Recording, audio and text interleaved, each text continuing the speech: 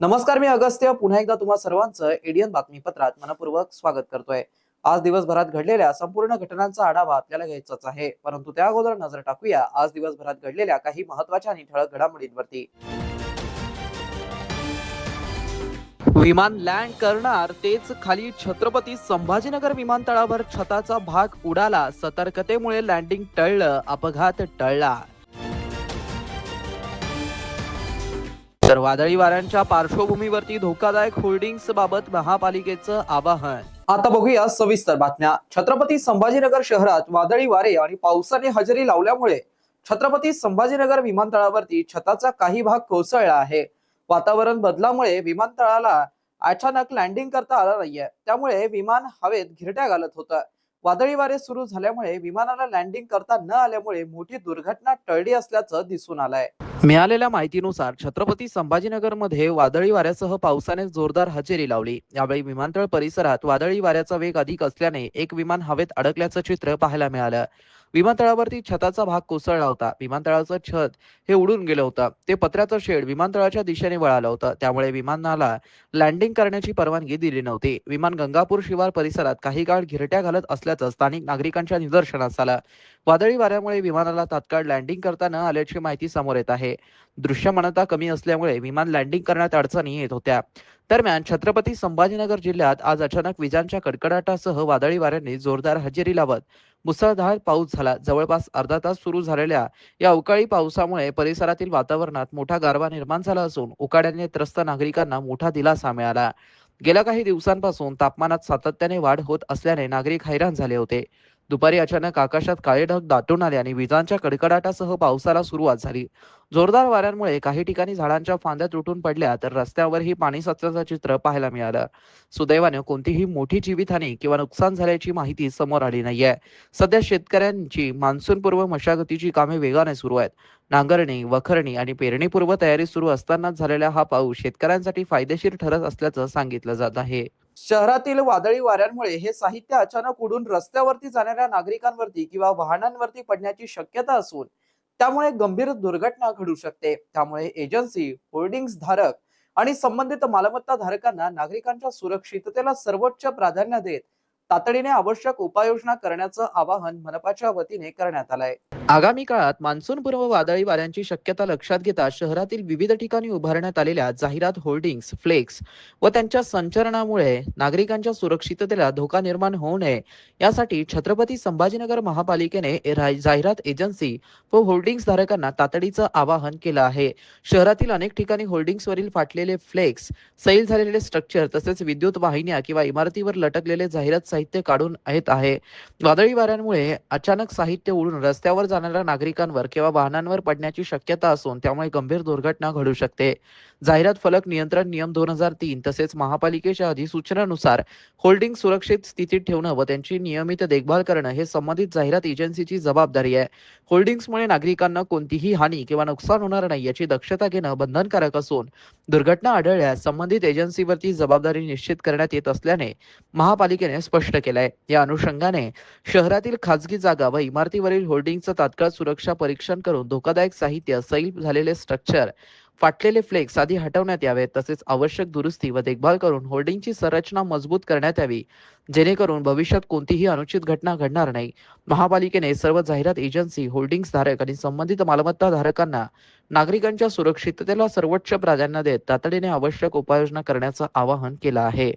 बकरी ईदच्या पार्श्वभूमीवरती पोलीस आयुक्त कार्यालयामध्ये शांतता समितीची बैठक घेण्यात आली आहे। या बैठकीत पोलीस आयुक्त प्रवीण पवार यांनी बकरी ईद शांततेत साजरी करण्याचं आवाहन केलंय। यावेळी त्यांनी अन्य काही सूचना देखील दिल्या आहेत। काफी हम लोगों ने चर्चा की कि बकरी ईद का त्योहार अच्छी तरह से कैसे गुजरा जाए। हर साल अभी ये हमारा लगभग मैं तीसरा साल है कि हम लोग बकरी ईद के मौके पे इस मीटिंग में हम लोग इकट्ठा हुए हैं। मेरे ख्याल से 2 साल में जो भी त्योहार हुए हमारे शहर में, भले वो गणपति है, अम्बेडकर जी जयंती है, जो भी है बहुत अच्छी तरह से, और सब लोगों ने एक दूसरे का सहकार्य किए हुए अच्छी तरह से निकले गए। छोटी मोटी चीज जैसे जैसे रशीद मामू साहब ने बताया कि होती रहती है, क्योंकि बड़ा 20-25 लाख का शहर है, छोटी मोटी चीजें होती रहती, लेकिन जैसे मैं बार बार कहता हूँ कि हमारा जो भविष्य है वो बहुत अच्छा है।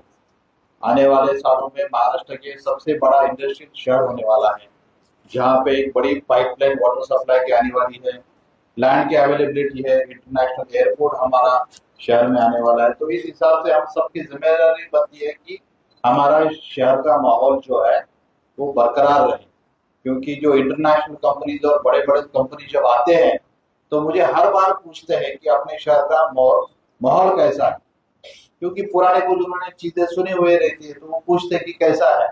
तो मैं बोलता हूँ कि आप बिल्कुल चिंता मत कीजिए कि यहाँ के लोग बहुत अच्छे हैं और बहुत जिम्मेदार है, और आप बिल्कुल अपना शहर में आपका इन्वेस्टमेंट कीजिए, और देखिए ये हमारे आने वाले जनरेशन के लिए काम में आएगा।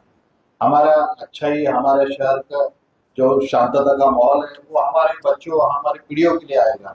जब बड़े बड़े कंपनीज आएंगी, इंडस्ट्रीज बढ़ेगी, शहर में लोग आएंगे, तो काम हमारे लोगों को, हमारे बच्चों को मिलेगा। तो मेरे ख्याल से हम सब जिम्मेदार हैं और इस हिसाब से हम लोग बर्ताव भी कर रहे हैं।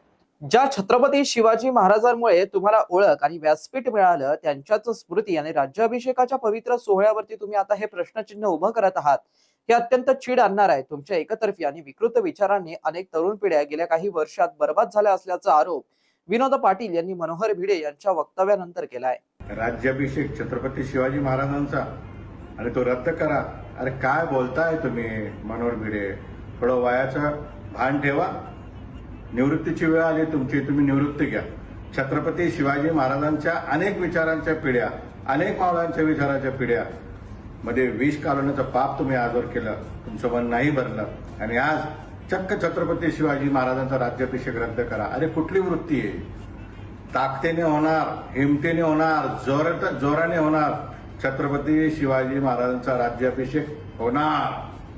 मी परत एकदा सांगतो, मी अनेक दिवसांपासून सांगतो, समाजात अशा काही वृत्ती आल्या आहेत ज्यांना छत्रपती शिवाजी महाराजांच्या इतिहासावर तोडफोड करायची आहे। त्याचं उदाहरण हे अनेक उदाहरण समोर येत आहे। सर्व शिवभक्तांनी आता एकत्र आलं पाहिजे आणि अशा वृत्तीला आपण, अशा विचारांना आपण ठेचलं पाहिजे। मी राज्य सरकारला आवाहन करतो, कृपया आपण देखील यांना समज घाला।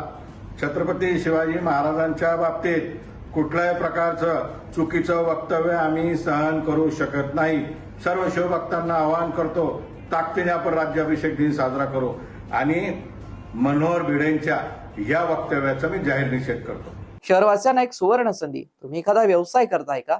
मग एडियन वरती जाहिरात करा आणि मिळवा व्यवसायात मोठा फायदा। तर वाट कसली बघत आहात?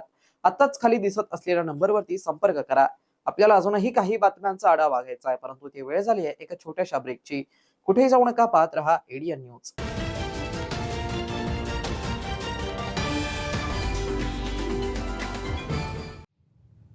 स्टॉक मार्केट चॅम्प्स पैसे डबल करा।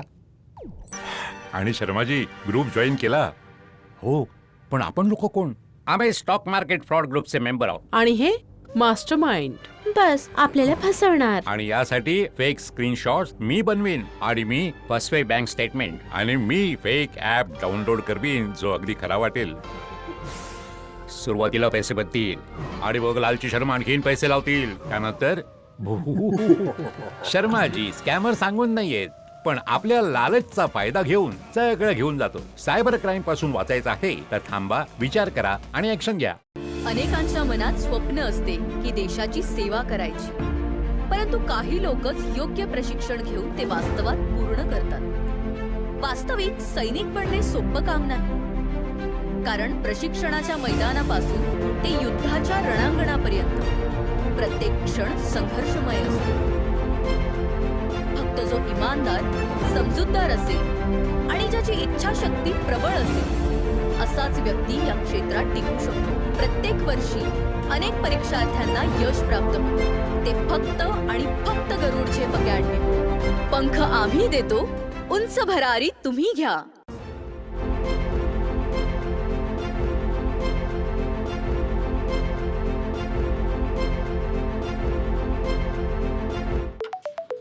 रवीजी, मी SHO सुभाष चिटणीस पांद्रा पोलीस स्टेशनहून बोलतोय. तुमचा मुलगा रोहित इथे हॉस्टेलमध्ये राहतोय? हो सर. तो आपल्या मित्रांसोबत ड्रग्ज घेऊन जात असताना पकडला गेलाय. ड्रग्ज? अरे नाही सर, अरेस्ट करून जेलमध्ये टाकतोय त्याला. काहीतरी उपाय असेल साहेब. जामिनासाठी 5 लाखाचा बेल बॉन्ड लागेल. पेमेंटसाठी सरकारी वकिलाचा नंबर लिहून घ्या. हो. पण अंकल तर स्मार्ट निघाले. ये बाबा चल. वकिलाला पैसे देण्याऐवजी 1903 वर कॉल केला. माझा गेम ओव्हर. चले, खरे पोलीस अशा प्रकारे व्हॉट्सअपवर कॉल नाही करत. अशा फसव्या कॉलची ताबडतोब तक्रार करा. थांबा, विचार करा आणि ऍक्शन घ्या.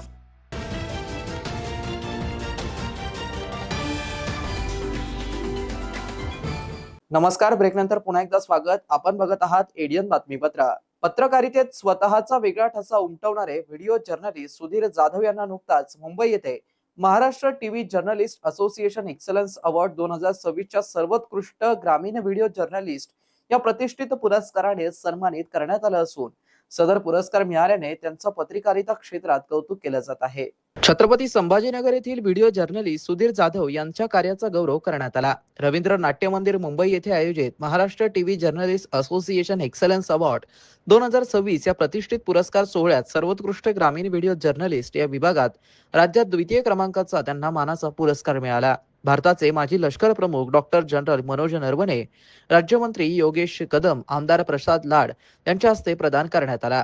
हा पुरस्कार मुंबईच्या वेशीवरती असलेल्या पालघर जिल्ह्यात अल्पवयीन आदिवासी मुलींचा लग्नाच्या नावाखाली सौदा केला जातो आहे. अनेक मुलींच्या पालकांच्या अजाणतेपणाचा गैरफायदा घेत त्यांच्या मुली विकल्या जात आहेत. मध्यस्थांच्या नावावर दलाल तयार झालेत. याच मुलींनी आणि त्यांच्या अज्ञात पालकांनी व्यथा न्यूज 18 लोकमत मराठीच्या माध्यमातून वरिष्ठ पत्रकार प्रणाली कापसे यांच्यासह मांडली. पोलीस प्रशासनाला जाग आणून या प्रकाराला आळा घालण्याचा प्रयत्न केल्याने हा सन्मान करण्यात आला. या पुरस्काराबद्दल सुधीर जाधव यांचं सर्वत्र कौतुक होत आहे. खुलताबाद तालुक्यातील मौजे लामणगाव येथील काळे वस्तीकडे जाणाऱ्या गाव नकाशातील 33 ते 66 फूट रुंदीच्या कायदेशीर रस्त्यावरील अतिक्रमण हटवून रस्ता तातडीने मोकळा करावा या मागणीसाठी संजय काळे यांच्यासह सर्व वस्तीधारक शेतकऱ्यांनी तहसील कार्यालयासमोर आमरण उपोषण सुरू केलं होतं. त्यांच्याशी बातचीत केली आहे एडियनचे तालुका प्रतिनिधी हुसेन पटेल यांनी.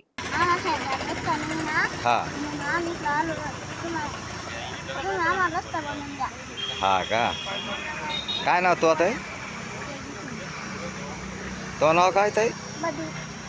शाळेत जायला रस्ता नाही आहे, त्याच्यामुळे दप्तर घेऊन इकडे आले. आज तू तहसील कार्यालयासमोर कितवीला आहे तू? दुसरीला आहे. आम्ही रस्त्यासाठी आलेलो आहे. रस्ता काय झाला? मी एकदा शाळेत जात होते, आम्ही सगळे मुलं मी वाहून गेलते कशात? पाण्यामध्ये, पूर आलता तर. हा का, आता रस्ता नाही आहे का तिकडे जायला तुम्हाला? नाही पावसाळ्यात शाळेत जात नाही तुम्ही मग? नाही, पावसाळ्यात सगळे मुलं घरी राहतात. हा का, हा, कितवीला आहे तू? 6वीला जाईल आता. काय नाव तो? पायाला अजून काय चालेल. आम्ही 3 वर्षातून बरं. आमच्या मम्मी माझे वडील गरीब आहे, हा सगळे गरीब आहे आम्ही. हा आम्हाला पाऊस पडला की आम्ही घरी राहतो, आम्हाला पीक काही भेटत नाही. आणि शाळा पाऊस आल्यावर आम्ही घरीच थांबतो 2-3 महिने. माहिती रस्त्याचा प्रॉब्लेम आहे. त्या रस्त्याला दोन्ही साईडनं पाणी लावलेलं आहे. बरं. आम्ही तहसीलदाराकडे 7 वेळी चालू तहसीलला 7 वर्षापासून निकाल ठरणार आमचा रस्ता मोकळा होत नाही. तहसीलदार रस्ता मोकळा आहे. पावसामध्ये दोन्ही साईडला रस्त्याला पाणी येतं, म्हणजे मुलं मला शाळा जायचा प्रॉब्लेम होतो. नकाशे प्रमाण छोटासा रस्ता आम्हाला दुसरा मागत नाही. नकाशे प्रमाण रस्ता आम्हाला करून द्यायला जाणार आहे मी रस्त्यामुळे. माझी मोठी मुलगी पण पाण्यात एक वेळेस वाहिली होती, त्याच्यानंतर मी ती मामाच्या गावी टाकली. दुसरी मुलगी टाकू शकत नाही ना, कारण मी आता प्रेग्नेंट आहे. मी एक वेळेस दुखणं माझं ट्रॅक्टरवरती नेलं मला. त्याच्यानंतर कसं नाही राहत, पाऊस पडल्यानंतर दोन्ही साईडला पाणी येणार आहे.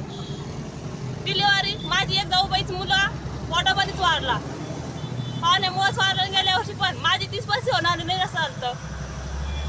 याला कोण नियोजन करणार आहे? सरकारला कसं आहे? आम्ही सरकारकडं दाखवून केलं तेव्हा तर लेट आले. रस्त्यामुळे आम्हाला जाताच येत नाही ना. मुलाचा आहे प्रश्न, आमच्यासारखेच प्रश्न आहे.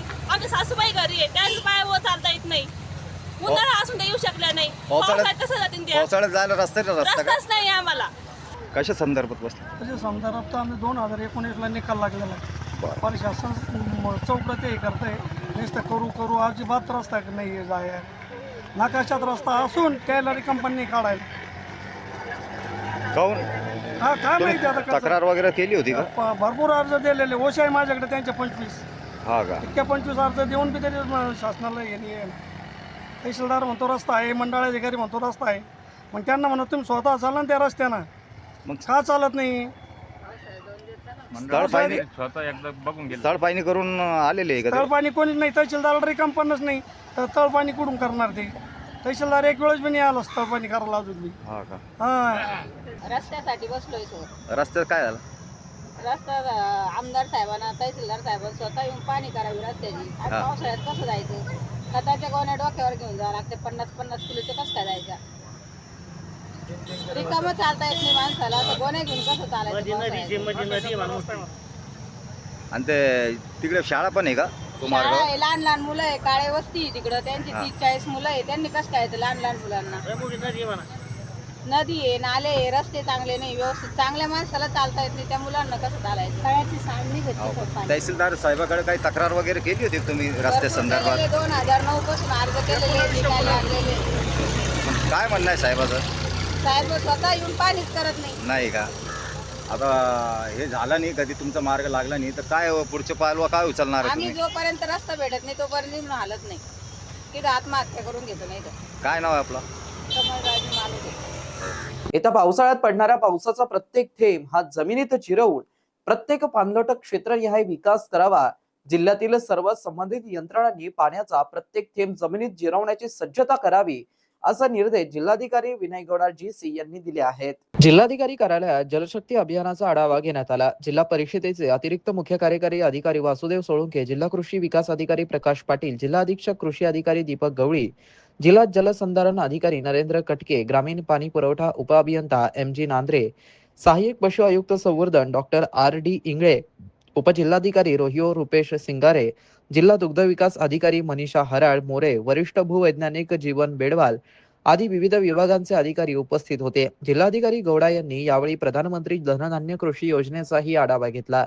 जलशक्ती अभियानाअंतर्गत पावसाचे पडणारे पाणी वाहून जाऊ न देता पावसाचा पडणारा प्रत्येक थेंब जमिनीत जिरवता आला पाहिजे. यासाठी विविध जलोपचार करावे लागतील. त्यात लहान लहान समतल चर, शोषखड्डे, बंडिंग, भूमिगत रिचार्ज शाफ्ट, लहान लहान बंधारे, नाला खोलीकरण, विहिरीचं पुनर्भरण विविध उपक्रम राबवण्यात येतील. या उपाययोजना विविध विभागांमार्फत राबवण्यात येत आहे. त्यात जलयुक्त शिवार सारख्या अभियानातील कामांचाही समावेश आहे. त्या भागातील पाणलोट क्षेत्रनिहाय पाणी अडवून ते क्षेत्र विकसित करावं. पावसाचे पडणारे पाणी जमिनीत जिरवण्याचा निर्धार आपण केला पाहिजे. जलसंचय जन भागीदारी या उपक्रमाचा भाग म्हणून प्रत्येक उपक्रमात नागरिकांचा सहभाग आवश्यक आहे, असंही त्यांनी सांगितलं. शिवसेना उपजिल्हाप्रमुख अंबादास मस्के यांच्यावरती जीवघेणा हल्ला करण्यात आलाय. बाबा पेट्रोल पंप चौकात गळाभेटीच्या बहाण्याने त्यांच्यावरती चाकूने वार करण्यात आला असून या प्रकरणी पोलिसांनी गुन्हा दाखल केला आहे. शिवसेना उपजिल्हाप्रमुख अंबादास मस्के यांच्यावरती जीवघेणा हल्ला करण्यात आला असून त्यांच्या गळ्यावर चाकूने वार करण्यात आलाय. रविवारी रात्री उशिरा आरोपी राम बोडखे याने अंबादास मस्के यांना फोन करून भेटण्यासाठी बोलावलं. त्यानंतर बाबा पेट्रोल पंप चौकात भेट झाल्यानंतर मजाक करत होतो असं म्हणत आरोपीने गळा भेट घेतली आणि अचानक चाकूने गळ्यावरती वार केल्याची तक्रार पोलिसात देण्यात आली आहे. बाबा पेट्रोल पंप चौकात गळाभेटीच्या बहाण्याने त्यांच्यावरती चाकूने वार करण्यात आला असून या प्रकरणी पोलिसांनी गुन्हा दाखल केलाय. गंभीर जखमी अवस्थेत मस्के यांना तातडीने रुग्णालयात दाखल करण्यात आलं असून त्यांच्यावरती उपचार सुरू आहेत. या प्रकरणी क्रांतीचौक पोलीस ठाण्यात गुन्हा दाखल करण्यात आलाय. मिळालेल्या माहितीनुसार आरोपी राम बोडके हा सराईत गुन्हेगार असून त्याच्यावरती यापूर्वी अनेक गुन्हे दाखल आहेत. या प्रकरणी क्रांतीचौक पोलीस ठाण्याचे निरीक्षक सुनील माने यांनी प्रतिक्रिया दिली आहे. शेवटी पुन्हा एकदा नजर टाकूया आज दिवसभरात घडलेल्या काही महत्त्वाच्या आणि ठळक घडामोडींवरती.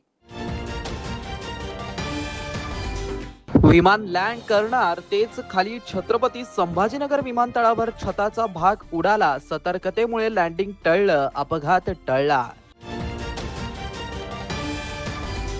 तर वादळी वाऱ्यांच्या पार्श्वभूमीवरती धोकादायक होर्डिंग्स बाबत महापालिकेचं आवाहन. आणि याबरोबरच हे बातमीपत्र इथे संपलं. पुन्हा भेटूया पुढील बातमीपत्रात. तोपर्यंत पाहत रहा आपल्या हक्काचं बातमीपत्र ADN न्यूज.